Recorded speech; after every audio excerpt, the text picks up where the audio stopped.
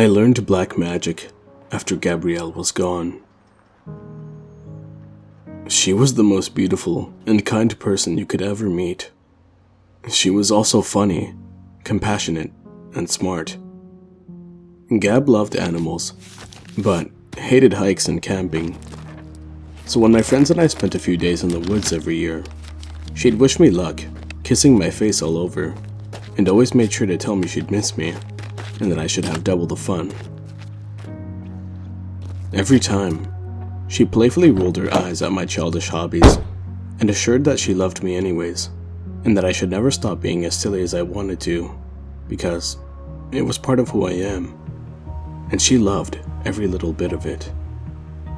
I know most people think their wife is perfect, but mine was scientifically perfect.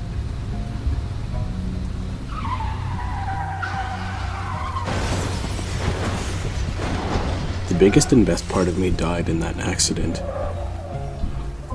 I wish more than anything that I died with her, or at least, I was there to hold her hand in her final moments. She must have been so scared, so helpless, so lonely. All while I was camping with my friends, like a stupid 12-year-old boy. I just cannot forgive myself. I had no one else to blame. The other driver, the one who caused the accident, died too. He was lucky enough to be gone instantly, while my Gabrielle suffered all the way to the hospital with a broken spine, and without me.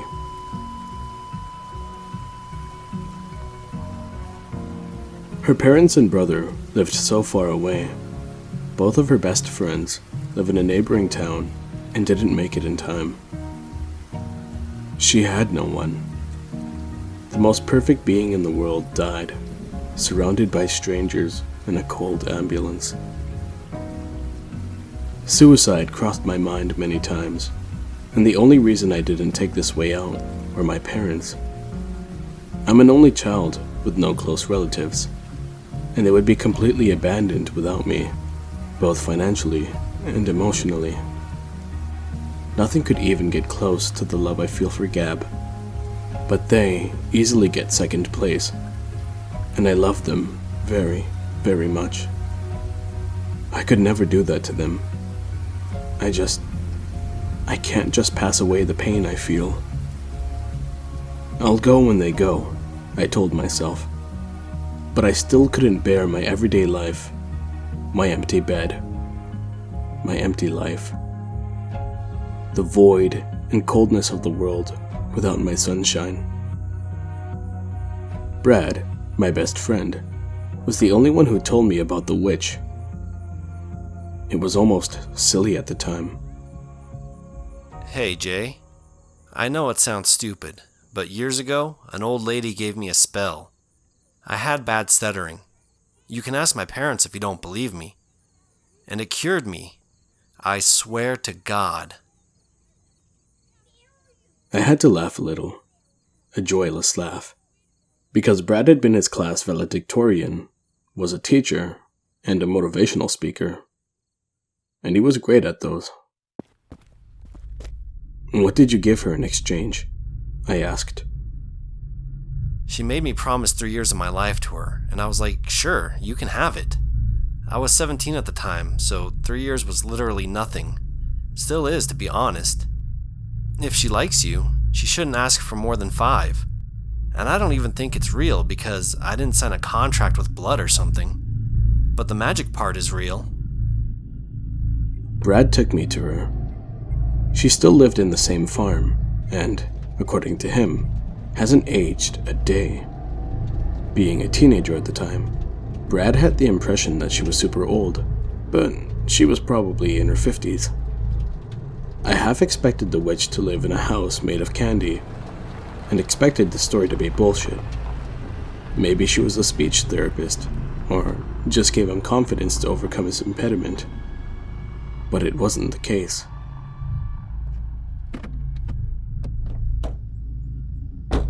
Long time no see, Brad.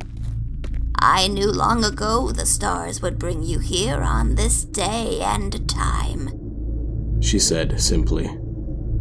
She then turned to me, "James." quickly scanning me with her deep dark green eyes. The witch seemed to read my very soul. But I wasn't afraid. If something, I felt like I could trust her. She was powerful, the real deal. She introduced herself simply as Circe and asked Brandon to leave and come back for me in 3 days. I didn't sleep for those 3 days, but they were so much easier than all the sleepless nights I've been having since Gab was gone. I am mentally and physically unable to fall asleep without her by my side, and what little I drowse gives me awful dreams of her screaming in pain and dying all alone every single night. In my nightmares, my wife blames me for abandoning her, for not being there to keep her from driving alone on a rainy night.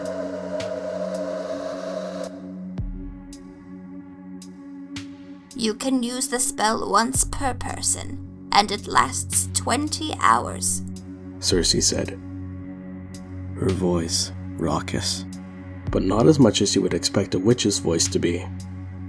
It was more like a heavy smoker. "It won't harm your target in any way, but it won't work on the same girl a second time." How many years will you ask of me? I'm fine, as long as I can take care of my parents until the end. She snickered. Good boy, good boy. But I won't ask for anything for myself. The magic is already too demanding on the caster. At the time, I didn't care about this ominous warning. The witch instructed me to never come back to her unless it was absolutely necessary. Questions about the spell wouldn't be considered necessary because she had already told me everything I needed to know. Her attitude was mostly friendly, but as she emphasized this, she looked dead serious. I promised not to bother her. During my short stay at her shed, I considered many times to ask Circe what ulterior motive she had to simply go around teaching people spells to solve their problems. I also considered asking if she would accept money for her helpfulness. I'm not a rich man, but I make decent money. Just when I was about to board Brad's car and depart, she lightly touched my shoulder. "I need nothing but time, boy. And I'm satisfied as long as I'm not letting ancient magic die." In 3 days, just as predicted by Circe, I had completely mastered the spell. After that, my life was a blur of bars, nightclubs, and dates with the girls from Tinder. Every night I go out to find my Gabrielle. I desperately need to have someone by my side, someone I can turn into my wife, so I can finally sleep peacefully. Thankfully, I don't look bad and I can afford to go to nice places. It's tiring to flirt and keep some inane conversation for a while before I can ask a girl to go back to my place. I'm not a bad person. I just want and desperately need to have my wife. I would never bring a girl home without her consent, even if most times I don't even care about the intimacy. I just want to fall asleep, holding her in my arms and smelling her hair. Sometimes, a girl isn't even that into me, so I have to quickly find someone else. Once or twice, I had to hire a prostitute, but I'd rather not. It's troublesome if they don't come back for 20 hours. As soon as we arrive at my apartment, I bewitch the girl, and in a matter of minutes, both her looks and personality are exactly my wife's. Circe didn't explain to me the mechanics behind it. Am I channeling Gabrielle's soul, or just emulating it? I don't care if it's an illusion. as long as I can feel at peace. And I do. The girl won't remember anything. When the spell is almost wearing out, I drop them somewhere safe and public, like a mall. They will be a little disoriented as to why they are there, but they're fine for the most part. I don't want to hear about their boring feuds with their coworker Karen, but I do care about these girls' safety. After all, they are the reason why I can spend 20 blissful hours with my Gabrielle. For a while, I felt fine. Sure, I felt empty, and even shameful for chasing after random girls. But I knew this was a small price to pay to have the woman of my dreams by my side again. Then the symptoms started. At first, I would wake up with bad bruises and small burns in my body. I didn't think much of it. I was probably sleepwalking. Then my vision started to go bad. I figured it was only the combo of being in my late 30s and working on the computer the whole day, but decided to go to the doctor anyway. He found nothing wrong with my eyes. As my vision worsened fast, in a matter of weeks, I thought it was best to try a neurologist and get a CAT scan, but it also didn't show anything wrong. Now I'm pretty much blind. It's awfully hard to try and drive to work, but the worst thing is, I can barely see Gabrielle's face.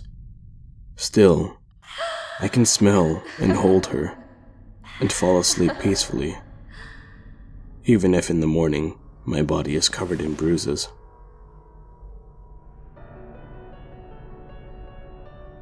And it brings us to last night. Last night, the spell went terribly wrong. I'm more than used to the spell, and the lines I have to recite aren't long. I know I didn't do anything different.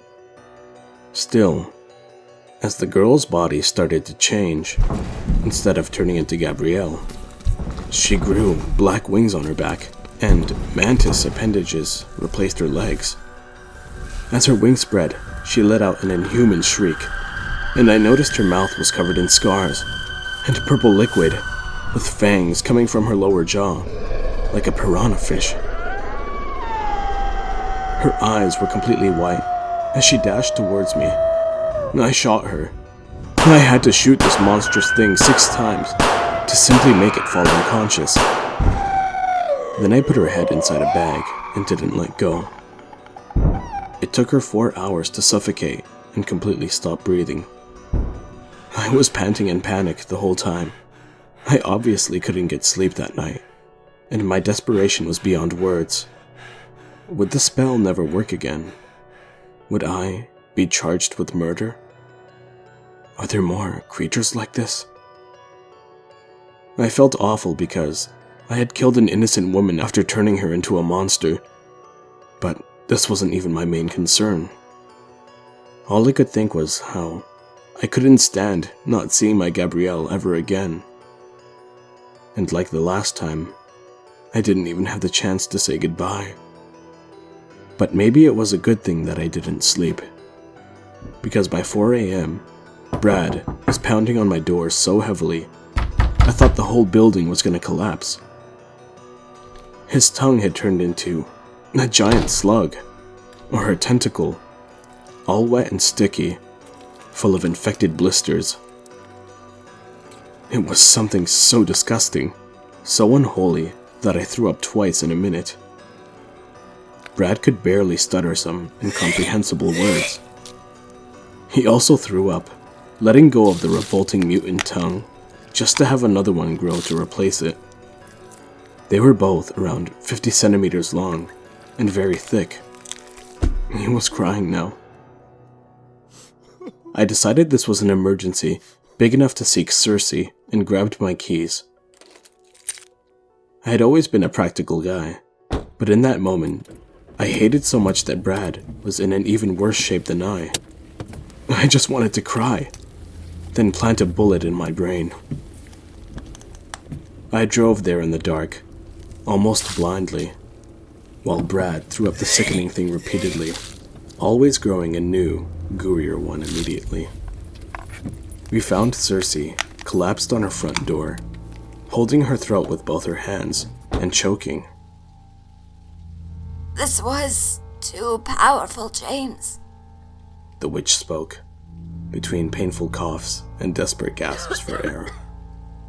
She was drooling something purple, and so acidic that the skin from her chin was all burnt and messed up. I should have never released it into the world. I called an ambulance for Cersei and Brad. She stopped breathing before they even arrived, while Brad is under intensive care. But no one can understand his condition. Somehow, I know that he's never going to make it, but at least it's better to die than to live such a miserable, disgusting existence. I couldn't wait until the night. I tried casting the spell over 5 or 6 girls, and it just won't work anymore. They don't turn into monsters, but they also don't turn into anything else. They don't turn into my wife anymore. And I need her so bad. I'm quickly losing my mind. I'm sorry, Mom, Dad. But I guess it's time I join you in death. My sweet Gabrielle. I hope there's no heaven and hell, or else we'll never meet again. I hope a machine gun will be enough to kill me, because I shot my head 10 times with a handgun, and nothing happened. And I hope that the fact that my apartment was completely empty when I came back doesn't mean that the monster I created is on the loose.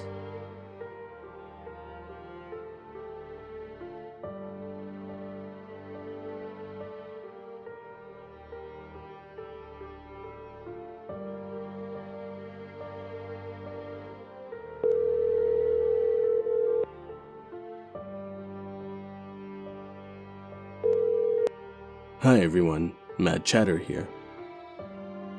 I'd like to thank the amazing author, Poloniumpoisoning, for allowing me to narrate her story. She's a very talented writer, with her work being featured in the all-female horror anthology, Daughters of Darkness, which is available now on Amazon.